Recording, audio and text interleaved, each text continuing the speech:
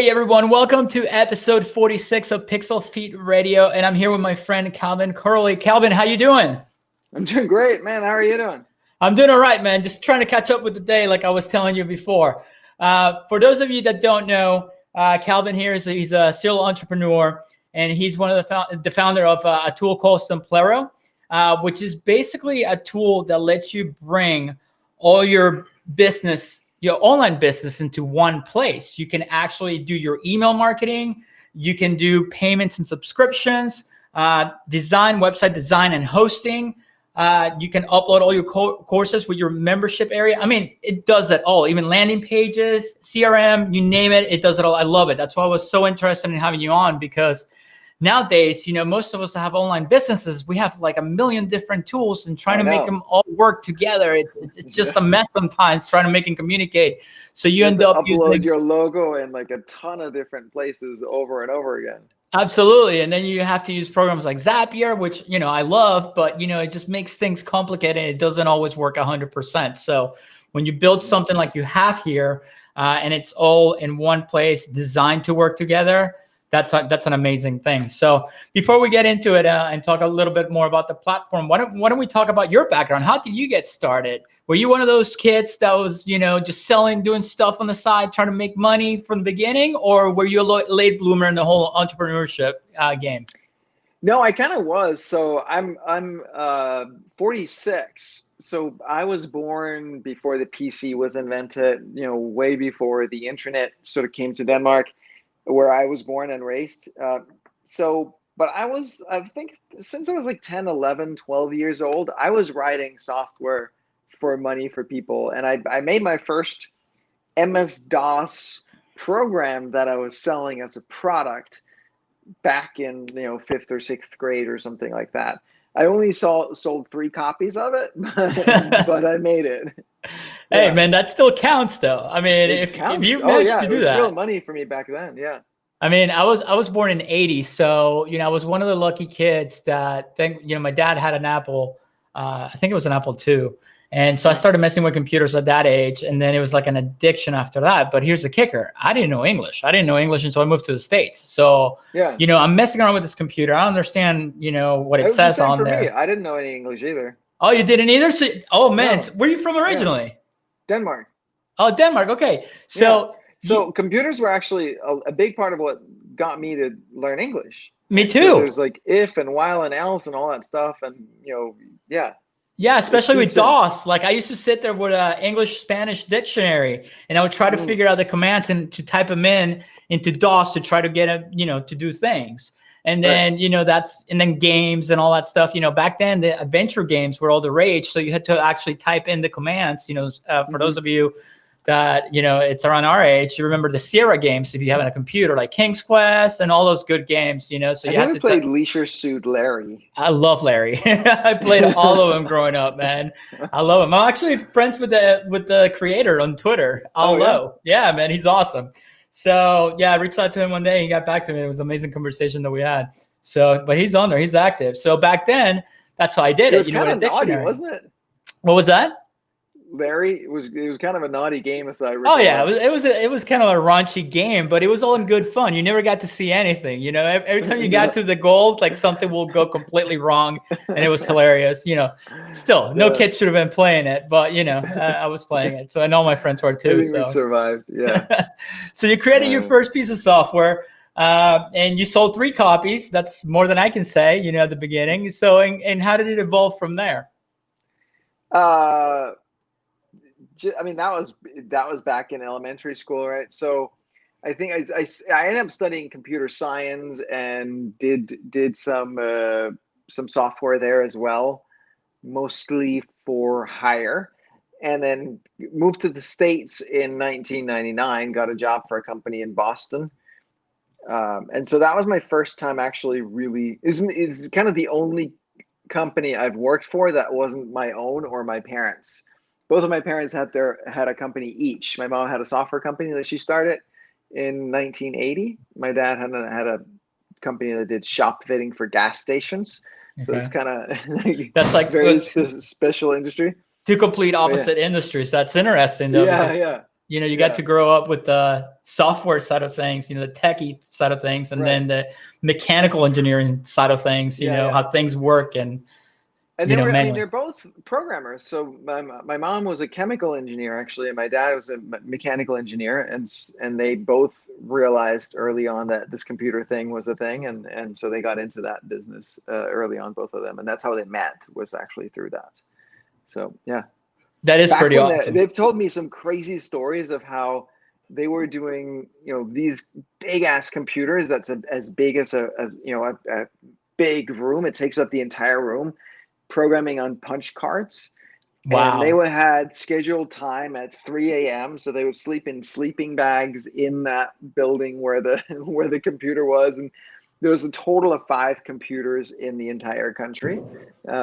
So that's when they got their start. That wasn't when I got my start, but I got my start. So they brought home computers, I don't know, for work or something. So we had computers in our home. And again, before the PC, one of my favorite was the Osborne 1. I don't know if you're familiar with that. I don't know that one. Suitcase. It had this size monitor in the middle. It's like monochrome green screen, typical. And then 2 big ass floppy drives on the sides of it. And it was like this luggable computer. It's really, look it up. Osborne 1 is phenomenal. I'm going to look that up because my evolution was Apple II and then 286, 386, 486 Pentium. And then, now here we are. Yeah. But I started building them right away since I was a kid. I was lucky enough that my dad, will buy the parts and I will just try to figure out and make it all work. So that was really cool. Why didn't you stay with Apple? I don't know. It's just one of those things that we had the Apple, and then for some reason, we just went to a 280. I don't know. My dad just brought in a 286, and then I got hooked on that on the PC side of things, messing around with MS-DOS, and it's not like I had the money to go buy one. I guess my dad had a company. My dad had a huge company at the time. So when they bought computers for the company, they were all PCs, because cheaper, I guess. And, and he will bring like the parts home, and then I will like Frankenstein my own, and that's how I kept moving from 286 to 386, 486, and so on and so on. And, I just always been a PC type of guy. Was a big deal. Yeah. It's when my dad had a Mac 2, Apple II as well, not Mac, Apple II. And I don't think I ever used it. I just remember it sitting there at the office. So I got it onto, from once the PC happened, we had the very first one, 8088, and then came the 8086, and then came the 286, etc. So we had from the very beginning. I remember like installing a 20 megabyte hard drive into it. That was like, you had to go, it took up an entire slot for a 20 megabyte hard drive, and it was like magic. You didn't need to load shit off of floppy drives. It was insane. So yeah, it was fun times, man. I remember it was such a big deal to carry your floppies with the sleeves on them, and you like name them, and all that good stuff. So my mom had started a software company, and they would send out copies of their program for free as a trial to anyone who requested it. So they had this I think it was called Bernoulli, and I can still make the sound that it made. It was just like a machine that would write floppies. So it had a stack of floppies, and then it would like just slide it in and then write on it and slide it out into a box. So you could make, instead of handheld, it was like a machine that could make copies of, produce floppy disks content-wise at scale. Anyway, so I would, in high school, all my friends were ordering copies of my mom's software just for the fucking floppy drives. They would like immediately format them and just. That is awesome. Please, floppy disks. So I told my mom about that, and she was like, "Ah, fucking." That's pretty awesome, man. That's a great story. So you came here to the States in 99, you said? 99? 98, yes. 99? Yeah. So when you got here, that's when we were starting with the whole dotcom. That's when everything started to get going. I was way late to the party. I knew that I had to get in there somewhere, but I was so immature at the time that I was distracted by a million other things that I regret not focusing on it. Did you do anything at that time or no? I got in too late as well. So I got access to the internet in 1994 when I started computer science. That was a huge deal. Like all my friends Yeah. were like, "Do you have an email address? Like, are you on the internet?" And it Yeah. took me a while to like understand it and how it worked. And back then, the web wasn't a thing. So I mean, I forget when it was invented exactly, but Gopher was the new cool kid on the block back then, and then came the web pretty shortly thereafter. And I didn't grasp what was happening, and I wasn't paying attention to America and all of that. But my girlfriend at the time and we decided that we wanted to study a year abroad.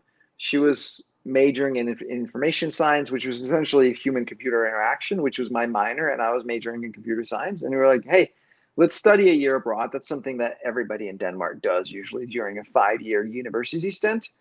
But most people go to some other European country like France or Germany or something.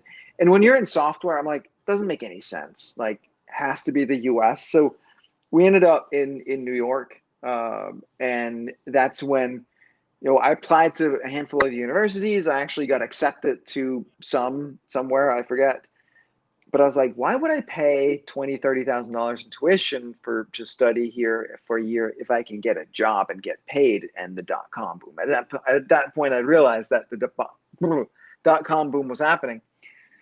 And so got here late summer 99, got a job. I didn't have a job when I moved here. And so, but then this company that I'd been following in Boston, the founder, he's an interesting character. Did you come across him, Philip Greenspun, by any chance? No. So he worked at MIT down the hall from Tim Berners-Lee, who created the web. He won Best of the Web in 1994 for a story he wrote called Travels with Samantha. Samantha being his laptop. And so he Nice. traveled the world with his laptop and his camera.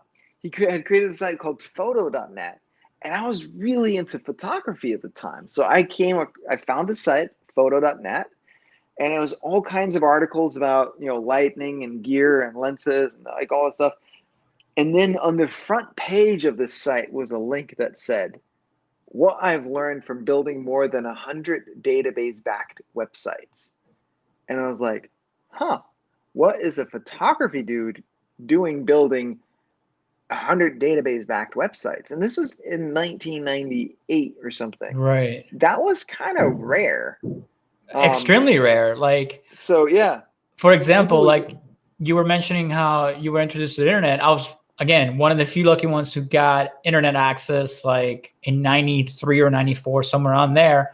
And my introduction through it was like most people in the US, was through AOL, America Online. Right. So my idea of the internet, quote unquote, was America Online. I didn't know America Online was a service, like an interface to like the internet itself. And then it wasn't originally, right? It was just a private service, because my dad bought me CompuServe. Right. CompuServe was around too. That's right. So yeah, for some reason I thought that was like the internet in a nutshell. And then I started discovering, it's like, wait a minute, we have Prodigy, and then we have Netscape. And then it's like, there's more to this than just America Online. And then as it kept evolving, then you realize like, oh, America Online is just a private service. The internet, you can go anywhere with a browser. And that's when, Microsoft released their web browser and all that stuff. But what you're talking about, nobody knew anything about that, man, unless you were in that world, Exactly. Yeah, exactly. So what was the guy doing with the databases? So he was actually a professor at MIT teaching computer science, and so he was teaching how to do this stuff, and then he had started a company called Ars Digita, which created it was a consulting firm, but using an open source web framework that he had created for his photography website as the basis, and then they would get clients. One of the first, so I ended up working for that company. One of the first projects I was working for was a knowledge base. What are they? Knowledge base? Was that what they called it? Yeah, knowledge for base. Siemens over in Germany. So they had some really big name clients, Levi's and other stuff. But what the genius of it was, he taught a class at MIT in computer science, which was about the internet and how it works. And he had made the problem set from that course available online. And then if you wanted a job at his company, you had to do the problem set on your own, or you could sign up for a free 3-week boot camp where they would teach you how to do it at, at their offices. Mm-hmm. And it was a brilliant freaking recruiting strategy, because they Absolutely. got a lot of people that were into photography, right? So they're a little artistic or creative in that way. And then they were also into computers and like some great programmers. And I did that. So this time I'd moved to New York. I didn't have a job. I was just here as a tourist, and bought a computer, installed Linux on it, installed Oracle on that Linux installation, because that was what you had to do back then. Right. And that was the database that he was teaching you. And Oracle just been ported for Linux. And then it took me 3 weeks to go through that problem set and figure it out on my own, but I did it. And I learned so much. It was amazing. It was really great. So yeah, phenomenal stuff. And halfway through, it turned out that the Linux disk driver that I installed had a bug in it, so it wiped my everything, and I had to start over again. It was like this whole nightmare. But things were not as reliable in 1999 as they Technology, are today. man, you never know. You wake up and everything's gone one day. It's like, what happened? I know, right? It's like, Yeah. So obviously, I mean, you kept going. So I know our time is limited. So now let's talk about the software, Simplero, the platform. So how do we go into niching down with online entrepreneurs and cleaning? What made you see the need for a platform that would combine everything and make it easy for everyone? Were you having those problems and you said, you know what, this is a great idea. I should make a software that works for it, since I know how to make software, right? Yeah, no, that was it exactly.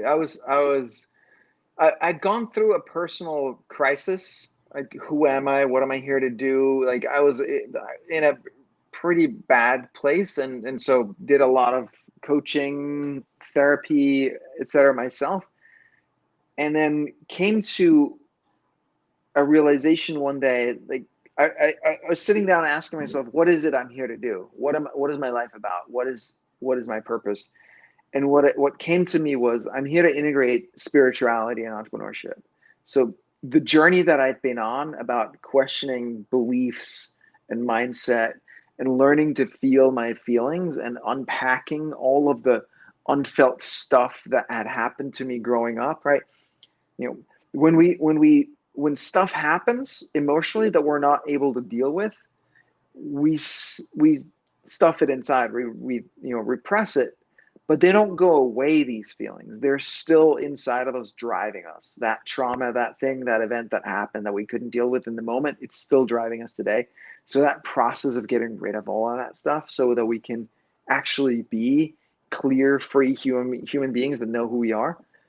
So the mental, the emotional, and the spiritual component of like, what is my life purpose? What am I here to do? I was like, I need to teach this stuff to other entrepreneurs, because everybody I knew who was an entrepreneur, they were struggling with some of the same things, just maybe not to the degree that I had but the same things that about the emotional roller coaster of being an entrepreneur and all that stuff. Oh, right? yeah. So I was like, they need to learn this. Also, what I realized was that there are all these challenges that we have in the world, income inequality, or pollution, or crime, or poverty, or climate change, or whatever it is.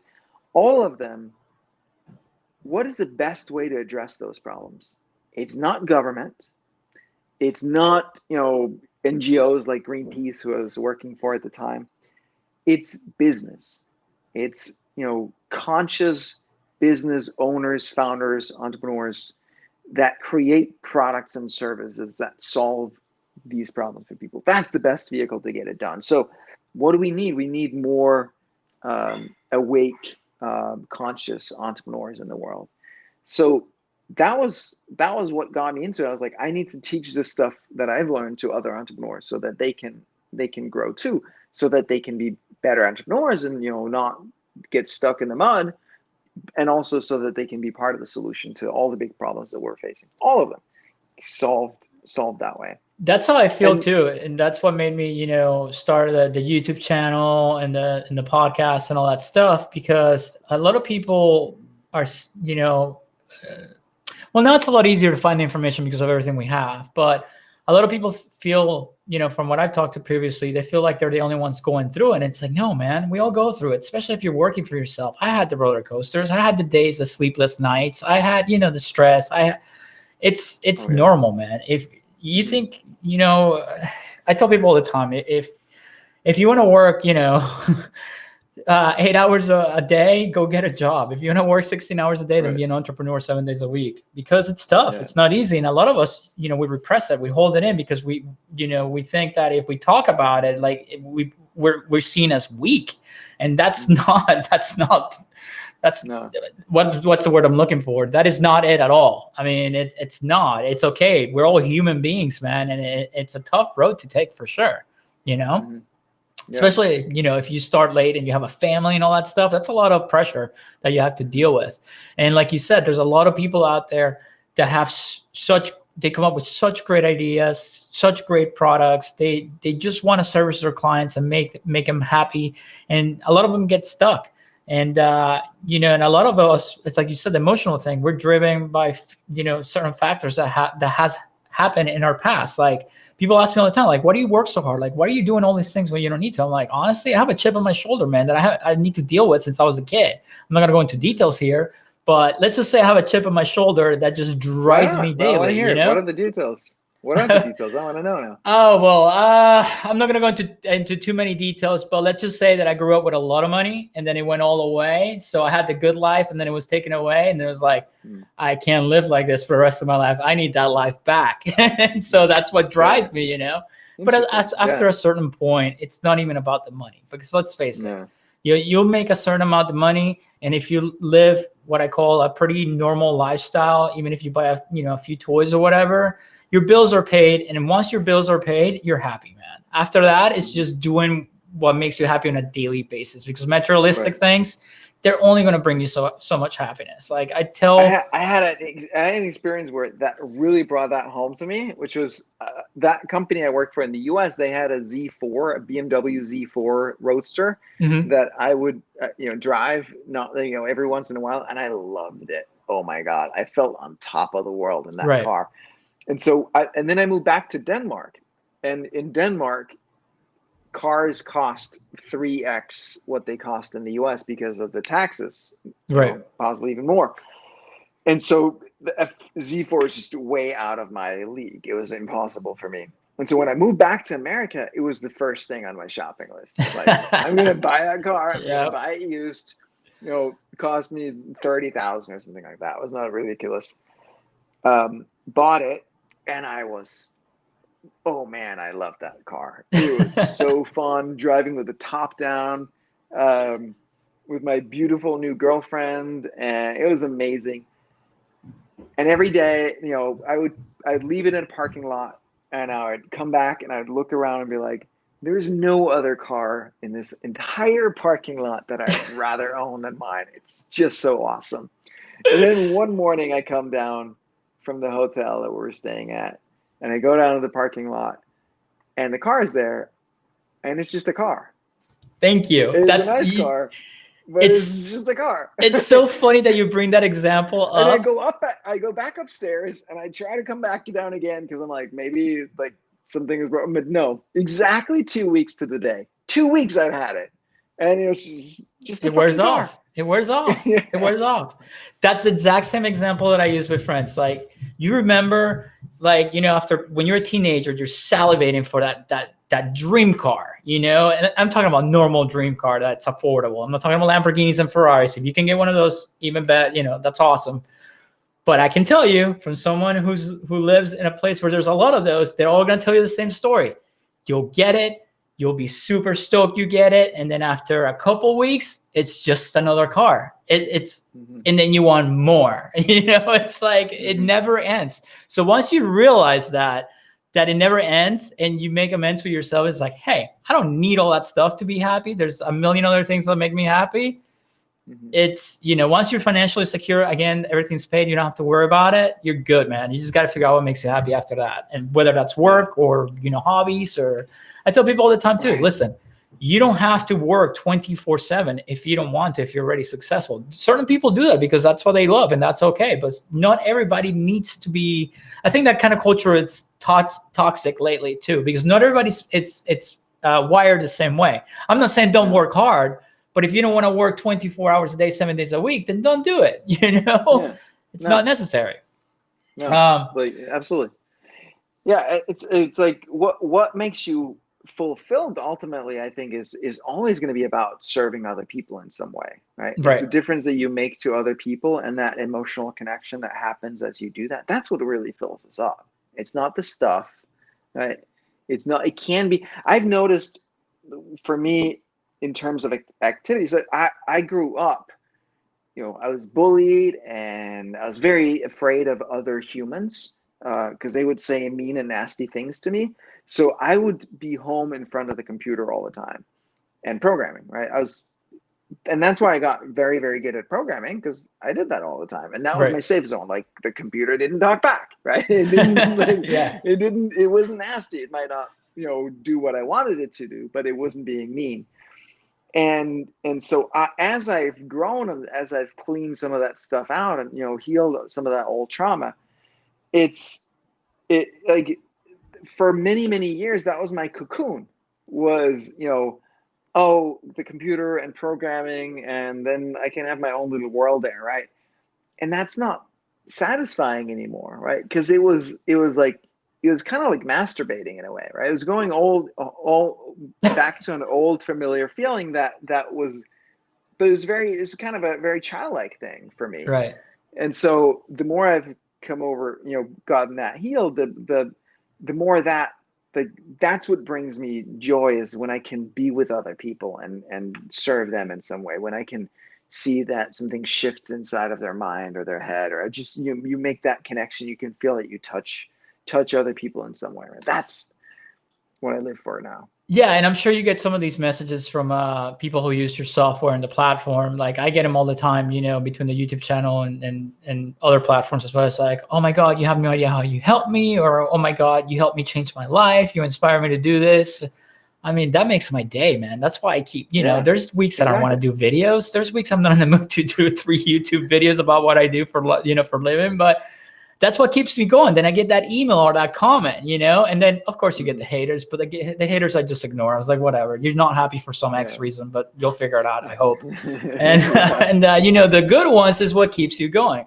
So I'm sure you get these from your users on the platform all the time. So how long has the platform been around? When did you start it?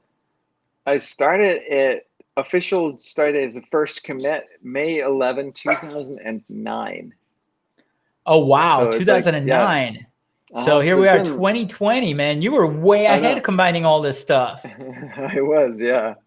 Yeah. It was just what I needed for me to make my life easier, So when you started the platform, was the idea for everything to come together at one point, or did you start with one feature and then kept building around that feature as we needed, things, as technology kept going? Well, it was both. So I was doing my own courses, and the first piece that I needed was the billing piece. I was using Shopify at first, but they couldn't do installment plans, and so I was like, okay, let me build my own billing piece. So I did that. And then the next thing that I needed, I think, was the email marketing piece. I was using Aweber. I was like, this is kind of crap. Let's do something that's simpler. And then as integrated with the billing piece, right? So that if people stop paying, they stop getting the emails too, or, so like little integrations like that. And you can send email to the list, but then you can avoid sending to the people who already bought the thing that you're promoting, right? So again, these little simple, obvious integrations between the features. And then was the membership site. Again, we were using some other thing for membership sites. It was stupid. So let's just have something that integrates. So when people buy, they automatically get access. If they stop paying their installments, they lose access, and just have it all be automatic. And then piece by piece, it just added things as we needed them or customers asked for them. And for many years, I was doing all the customer service, I was doing all the programming, all of it, right? So it's very, staying very close to the customers and the product. And one of the things I loved was when people wrote in and they were like, hey, like I can't figure out how to do this, or like, why is this? This seems stupid. And then I'd be like, yeah, that's really stupid. Like, let's do this better. And then, a half hour later, I'd have a fix out, and they'd be like, oh my God, that's so amazing. And, it's just super fun to do that. That is cool though, that you can get that feedback from a client or a customer. You can just make the changes on your own. You don't have to go to a outside developer. Exactly. It's just you going in there and then fixing it right away, man. That's a huge advantage right there. Yeah. So obviously this can work for a lot of different type of entrepreneurs. So it can be, it can be anybody who owns an agency, anybody who's a consultant, anybody who's an online coach. It will work pretty much for any type of entrepreneur business, right? Yeah. You need to charge money. You need to send some emails. You need to have a website or landing pages. You need to, get access to some private content, which is always a good strategy, no matter kind of what business you're in, right? It sets you up as an authority in your market. So yeah. Okay, cool. And then guys, if you want to try out the software, it's Simplero.com. You have a free trial going on in there, so people can go in there and try it out, see how much they like it. Again, it's pretty awesome that you're combining everything that we use. And we were just talking about it earlier that, people don't know that, this exists, but now they're going to know. And, no more using Zapier to duct tape between ActiveCampaign and, your landing page, whether you're using, Lead Pages, ClickFunnels or whatever, make it all log in, create your account, try it out, everything, CRM, everything in one place. And Calvin, thank you so much for coming on. I know you're pressed for time. Go ahead. Can I just because I think that the two things about that makes me particularly proud is when people come to us, and because now everything is integrated and in one place and easy to understand, it makes them more creative. Like it's that, like it unlocks another level for them where like they get inspired to run a campaign, and then they can just go in there and do that all themselves over the weekend. And, then they come back and like, hey, I just made another 30 grand over the weekend because I got this idea, right? Where when you need this, your web guy or like 5 different softwares, it's just like, it just gets too complicated, and then you don't do it. So you don't run with that inspiration. So that's one of the things that I love seeing. And the other thing that I keep hearing from people is how, they go on vacation and they're afraid that something's going to break, because between 5 or 10 different things and all the connections and like shit can break, right? And so just having that peace of mind that, again, because it's all integrated, it's not really going to break. If something breaks, we have our support team and our concierge team. They can actually go and fix it, because like if you're using 5 different tools, something breaks, and then you like talk to one person, then they're like, no, it's the other guys, and like they don't have all the logins, and so you end up being that person, right? We can actually take care of whatever it is. So guys, I gotta tell you, even though that I know what I'm doing with all these separate pieces, I can't tell you how much time I've wasted when something breaks. And it's like you said, one blames it on the other because nobody wants to accept the blame. And then there's no communication between them two. You're in the middle. So now you're talking to 2 different people and you're trying to fix it, and you're losing money because it's all broken. So yeah, you're absolutely right in that sense that when you have it in here in your platform all in one place, you don't have to worry about that, because I call it's like, it reminds me of the Apple ecosystem. The software is built for the hardware, and that's why it works so smoothly, right? So that's what makes it, gives you a peace of mind that you can go anywhere in the world, like even if you're on vacation and, nothing's going to break. And if something does happen, you only have to deal with one person. You guys will fix it. You guys will stay on top of it. So anyway, guys, go check out Simplero at Simplero.com. Check out, try it out. Use your free trial right there on the homepage. And Calvin, thank you so much for coming on. I know you're pressed on time. Anytime you want to come back on, man, you're more than welcome to. Where can people find you? Any other links that you want to give away? We'll put them in the description, but just in case. Yeah, my personal website, calvincorreli.com. And then I tend to be super active on Twitter and Instagram, Calvin Correli, both places. All right, man. I'll be looking. I'm going to add you on Twitter. I'm on Twitter all the time. All right. So again, and Calvin, thank you so much for coming on, man. I really appreciate it. You have a fantastic day. All right. You too, my man.